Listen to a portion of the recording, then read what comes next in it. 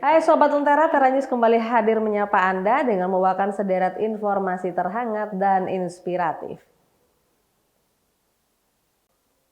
Kita awali Tera News dari Istana Garuda, Ibu Kota Nusantara, Kalimantan Timur. Presiden Joko Widodo memerintahkan para menteri untuk segera mengantisipasi dan mencari tahu mengapa Purchasing Managers Index atau PMI mengalami pelemahan selama 4 bulan ini. Hal ini menjadi perhatian Presiden Joko Widodo karena menyangkut pertumbuhan ekonomi Indonesia. Yang kedua yang ingin saya sampaikan pada sidang paripurna pada pagi hari ini yang berkaitan dengan PMI, Purchasing Manager Index, yang kita tahu setelah ekspansif selama 34 bulan berturut-turut, pada bulan Juli kita masuk ke level kontraksi. Ini agar dilihat betul, diwaspadai betul secara hati-hati, karena beberapa negara di Asia, PMI-nya juga berada di angka di bawah 50, yaitu Jepang 49,2, Indonesia 49,3, RRT 49,8, Malaysia 49,7. Dan komponen yang mengalami penurunan paling banyak itu di sektor produksi, yaitu minus 2,6, kemudian pesanan baru atau order baru minus 1,7, dan employment minus 1,4. Saya ingin dicari betul penyebab utamanya dan segera diantisipasi, karena penurunan PMI ini saya lihat sudah terjadi sejak 4 bulan terakhir.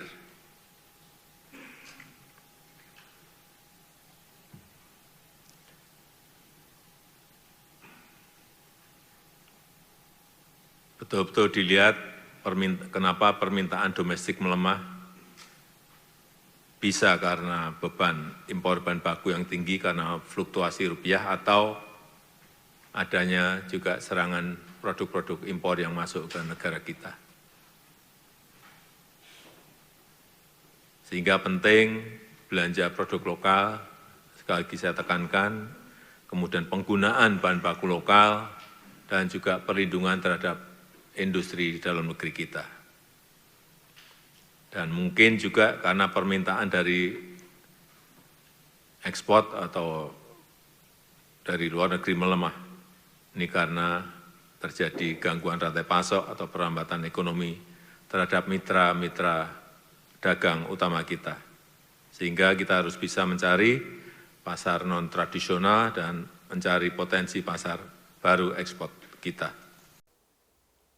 Kita ke berita selanjutnya. Muhammad Lukman Edy, mantan Sekretaris Jenderal PKB, dilaporkan oleh Dewan Pimpinan Cabang Partai Kebangkitan Bangsa Kabupaten Madiun, Jawa Timur karena diduga telah melakukan pencemaran nama baik PKB dalam akun medsosnya.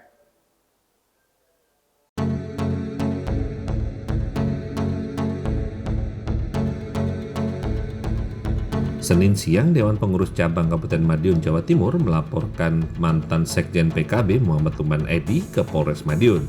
Pelaporan itu dipimpin oleh Ketua DPC PKB Kabupaten Madiun, Mukhtarom, didampingi para pengurus PKB setempat. Lukman Edy dipolisikan atas dugaan pencemaran terhadap Ketua Umum PKB Muhammad Iskandar atau Cak Imin. Pernyataan Lukman Edy yang diperkarakan adalah berkaitan dengan transparansi keuangan, pengelolaan anggaran, dan kepemimpinan Cak Imin. Usai pelaporan, Mukhtarom mengatakan jika pernyataan Lukman Edy tidak hanya menyakiti seluruh kader PKB, juga merugikan dan mengganggu PKB. Kedatangan saya dan rombongan DPC PKB Kabupaten Madiun dalam rangka melaporkan statement atau pernyataan Saudara Lukman Edy yang diduga itu melanggar norma. Karena era IT seperti ini, kalau tidak disikapi, ini berbahaya karena dampaknya itu luas. Yang pertama yang dirugikan adalah pimpinan DPP, khususnya Ketua Umum Pak Muhaimin Iskandar. Kemudian secara luas organisasi PKB ini juga akan terganggu dengan pernyataan saudara Lukman Edy yang notabene mantan Sekjen PKB. Persoalannya kan pernyataan, jadi ya buktinya ya pernyataan-pernyataan itu.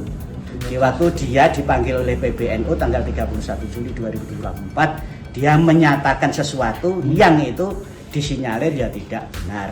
Hoak, itulah kata lainnya hoak. Harapannya dengan laporan ini seperti apa nanti? Ya tentunya ini nanti kan lokus deliknya kan di Jakarta, ya mungkin ini nanti semua laporan ini mumpul di Mabes. Mungkin loh, itu saya tidak ngerti mekanismenya di APH, tapi yang jelas. Atas laporan DPC PKB Kabupaten Madiun ini, pihak kepolisian akan menindaklanjuti sesuai aturan-aturan yang ada. Witeko Prasetyo melaporkan untuk Lentera TV.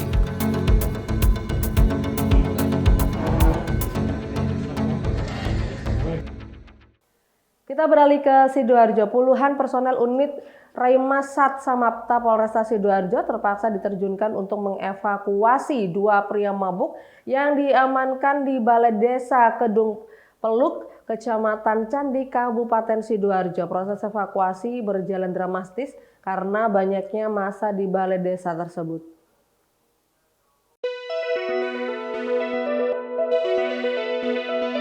Dua pemabuk diamankan di Balai Desa Kedung Peluk, Kecamatan Candi, Kabupaten Sidoarjo. Sebelum diamankan, dua pemabuk tersebut memepet pengendara sepeda motor di kawasan Lingkar Timur Sidoarjo. Apesnya, oleh warga yang mengejar, pelaku diteriaki sebagai begal dan akhirnya diamankan di Balai Desa setempat. Berita tersebut lantas menyebar kencang kepada warga hingga Balai Desa dipenuhi oleh massa. Aparat Polsek Candi kewalahan untuk mengevakuasi dua pria tersebut dan terpaksa mendatangkan puluhan personel Raimas Sat Samapta Polresta Sidoarjo. Proses evakuasi dua orang pemabuk ini berjalan dramatis karena ratusan warga merangsek saat petugas membawa dua pria ini ke dalam mobil hingga terjadi aksi dorong antar keduanya. Dari keterangan korban saat bermotor di wilayah Lingkar Timur bersama istri dan anaknya, dia dipepet oleh dua pria tersebut. Namun kemudian ada pengendara lain yang meneriaki pelaku sebagai begal. Ada begal, katanya di kejadiannya TKP-nya ditransfer, dikejar sampai ke Peluk, diamankan di Balai Desa. Dan sekarang sudah diamankan dan dibawa ke Polres. Saat diamankan di Balai Desa, polisi mencium aroma alkohol namun tidak menemukan senjata tajam. Kedepan polisi menghimbau agar warga tidak gampang terprovokasi berita yang beredar dan segera melaporkan ke kantor polisi terdekat. Alan Sori melaporkan untuk Lentera TV.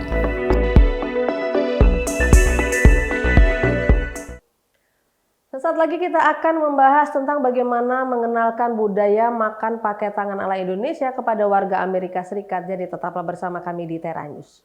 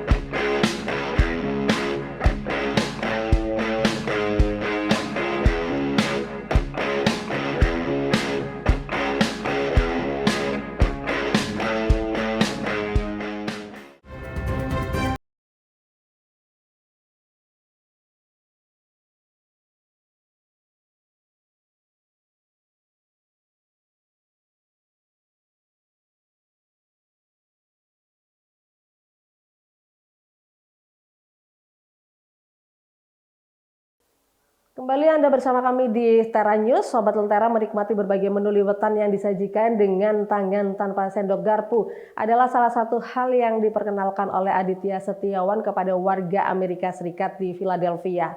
Dengan pecel deso, bisnis boga yang didirikan bersama istrinya, Aditya tak hanya memperkenalkan kuliner tapi juga budaya Indonesia.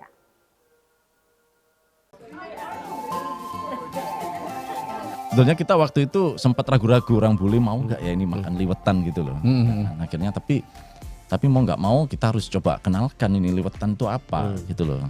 Karena orang bule ternyata sudah tahu makanan yang kayak liwetan itu yang menyajikan adalah restoran Filipina. Dan ternyata acara liwetan yang diadakan Aditya Setiawan dan istri di Philadelphia itu mendapat sambutan hangat warga Amerika. Tentu saja perlu kesabaran untuk mengajarkan mereka bagaimana makan menggunakan tangan. Gimana cara makannya gitu. Terus baru kita opening inilah speech kan. Kita kasih tahu bahwa ini loh, kita tuh makannya seperti ini, cuci tangan dulu. Kita siapin nih kobokan. Siapin kobokan tangan, nih cuci tangan dulu. Meskipun kalian udah cuci dulu tangan sebelum duduk, tetap ini kobokannya. Nah, cara makannya ya seperti ini. Saya bilang bukan begini. Ya, kalau ini kan Arab kan ini. Iya, Arab kan. Ya, terus pakai ini. Kalau bisa 3 nggak apa-apa, tapi kalau nggak bisa ya begini. Nah, belajar mereka akhirnya. Dari situ akhirnya bikin mereka curious gitu. Selain menjadi pengalaman kuliner yang berkesan, acara liwetan ini membuat warga Amerika ingin belajar memasak makanan Indonesia. Kelas memasak Indonesia ini diadakan bekerja sama dengan Laura Kohn, seniman batik yang pernah tinggal di Indonesia. Mbak Irza dan Pak Aditya, teman akrab seperti saudara dan tiap tahun mereka datang dan ada cooking class di sini. Mbak Irza dia senang untuk mengajar tentang kebudayaan makanan Indonesia juga yang flavors, yang spice. She explains really beautifully. So seminggu lalu ada 30 orang makan di sini untuk cooking class sama Mbak Irza, dan tiap tahun kita ganti ke gereja beda. Tahun ini itu Modernis dari Madura.